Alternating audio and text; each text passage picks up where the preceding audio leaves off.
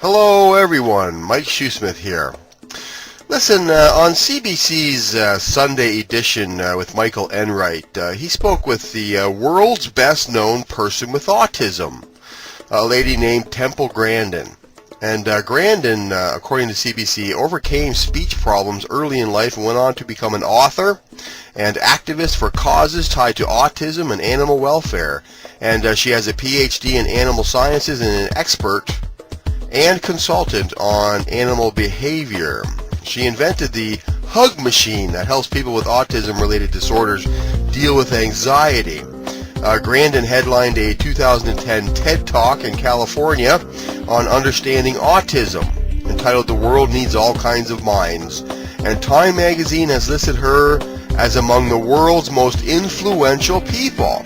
And in her new book, The Autistic Brain, Thinking Across the Spectrum, Grandin draws on her own experience and the latest research to broaden the public's understanding of the challenges faced by people on the autism spectrum and how to make the most of their unique strengths and abilities. And if you guys, I'll post a link to our blog and you can listen to the entire interview here. It was fascinating to listen to this.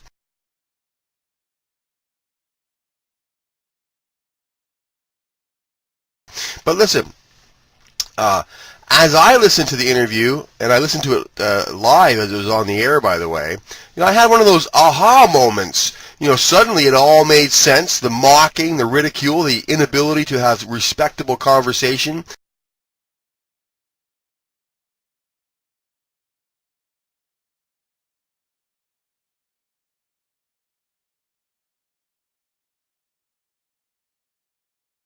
Now that one piece of the puzzle, folks, finally fell into place, and that is the connection between atheism and autism.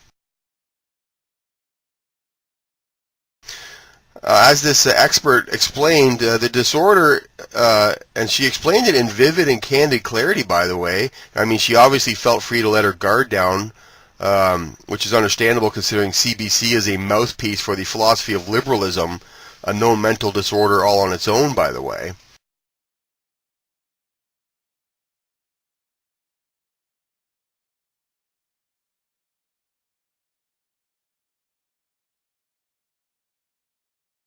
But here is the aha stuff I'm talking about here. She said, quote, "There is no difference between the geeks and nerds in Silicon Valley and those with mild autism." That's what Temple Grandin said.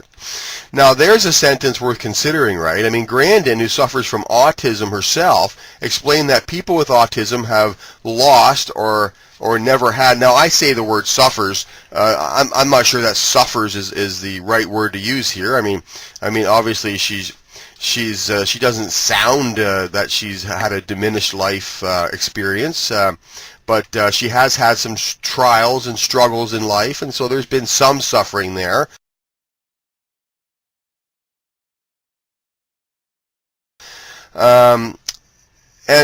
She claims that and explained that people with autism have lost or never had the social functionality of the brain and, to a higher or lesser degree, possess strictly mathematical capabilities, lacking the ability to form deep person-to-person relationships. You see that?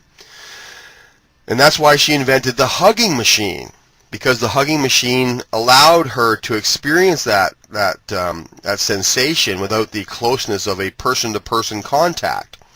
And it's been I mean, many of you who know that this type of scenario, what I'm about to discuss here, you would agree that with us, and maybe you've experienced this too, that atheists, whenever you debate an atheist, they lack this ability. The awareness of the value of niceness.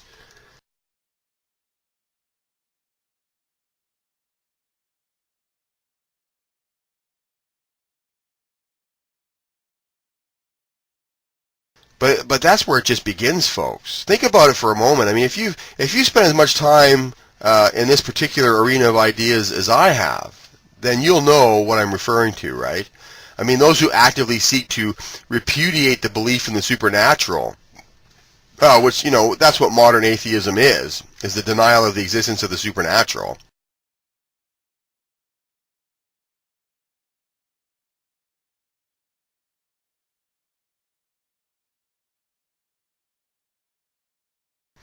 They have this one overwhelming common denominator, and that's a lack of concern for anything other than the natural, superficial, and intellectual, right?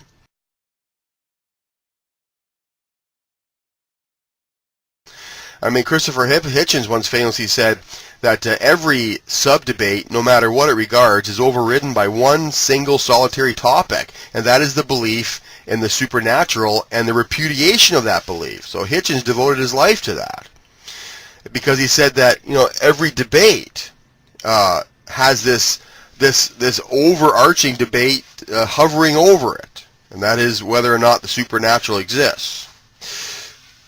So essentially, Hitchens was saying that the greatest debate ever is whether or not the supernatural is there, the transcendental realm exists or not. And in virtually every debate I've witnessed between Christopher Hitchens and people of faith, he was, without exception, rude and seemingly unable to look his opponent in the eye. And that's a typical autistic inability, by the way.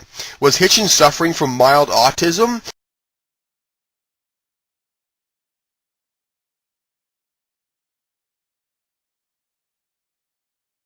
The above expert that we mentioned here, Temple Grandin, she would confirm that, it seems.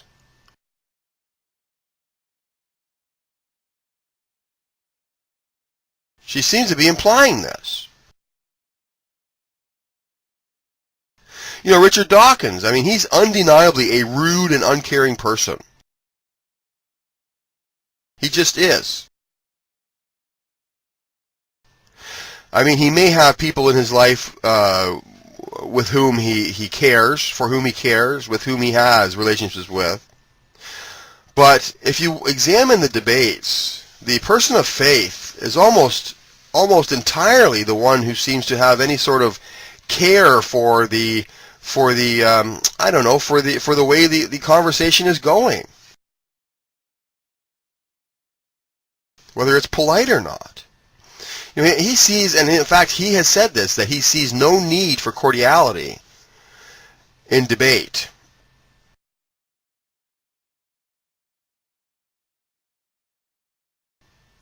His lack of concern for the feelings of others is entirely in lockstep with nearly all of the atheist population.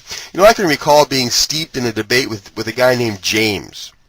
He's an atheist who visited our Facebook page for the purpose of engaging in debate with our staff. And even though our page is not a debate forum, I decided to engage him personally because he didn't use foul language. Rather, he came into the conversation just simply asking questions. And we welcome that.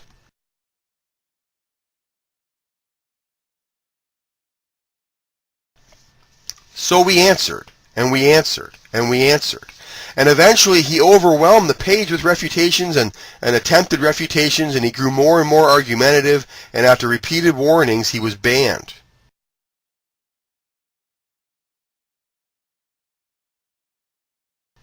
But guess what? He came back. And after creating close to what seemed like hundreds of new accounts and returning to our page, I asked him to email me personally, to which he agreed. During our private conversation via email, I asked him why he refused to leave our page when he was clearly not wanted there anymore. His answers gave me reason, folks, to be concerned for this guy's welfare. I mean, his mental state of mind was, I was concerned for this guy.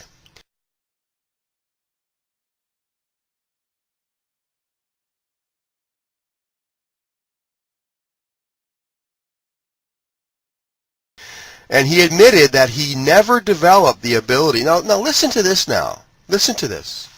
He admitted that he never developed the ability to care about politeness or the feelings of others. Now, does that sound familiar?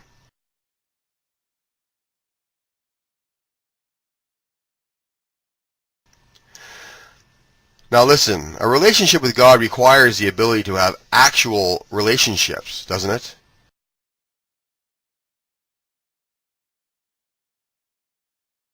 And since God exists in the transcendental realm, or the supernatural realm,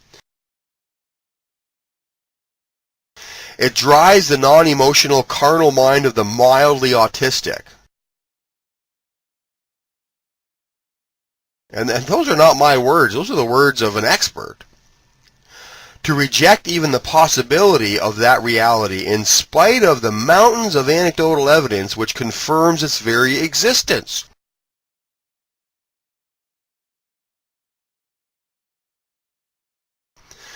I mean, that would require an extremely tight bubble around you to ignore the mountains of anecdotal, and anecdotal, I mean, all you got to do is look up in a dictionary what the word anecdote means. It's real evidence, folks.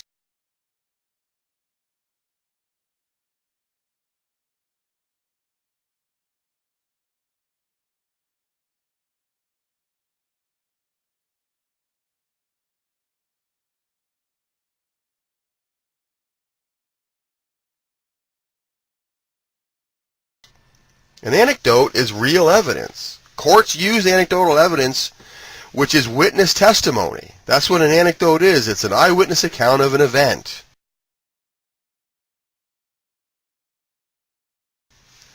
And to ignore these mountains of evidence that the supernatural exists. Now, I'm just not just saying Christianity. I'm just saying that people experience the spirit realm all the time.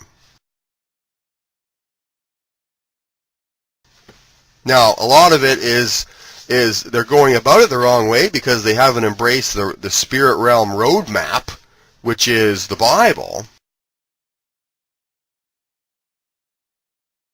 So they're getting into all kinds of trouble out there. But essentially, the anecdotal evidence for the existence of the supernatural is overwhelming.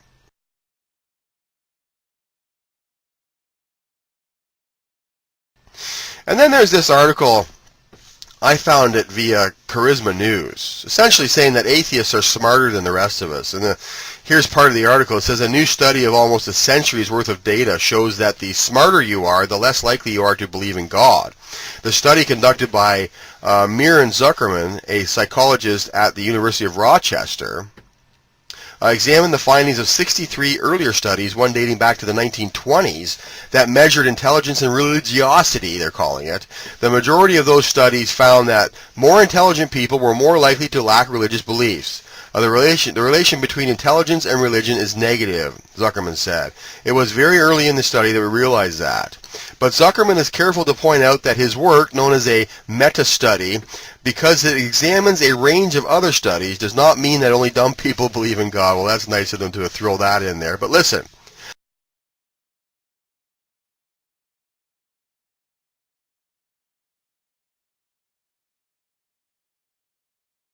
I first saw this story on Yahoo News a couple of weeks ago, and the results do seem to confirm the autism theory, though.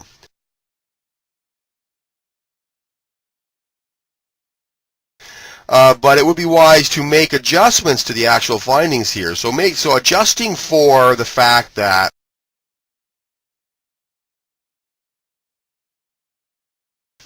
this world-renowned expert is linking intellectualism, which is essentially the mind is everything, to autism. And if we conflate this expert testimony from Temple Grandin with my personal years of experience and the findings of this century-long study,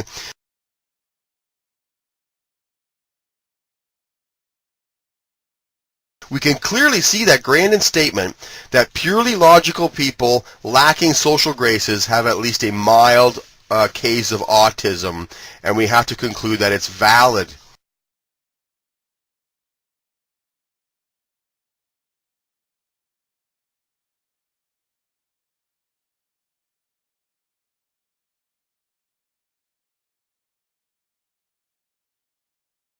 So now we see it. You know, autism may not always lead to atheism. We know that.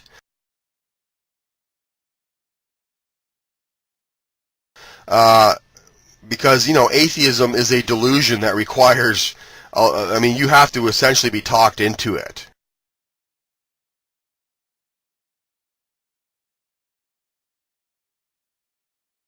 Really. But the evidence really does point to autism being a major factor. Now, more examination is required, of course, but alas, it really does make sense now, doesn't it? I mean, we can pity them now because we now understand them.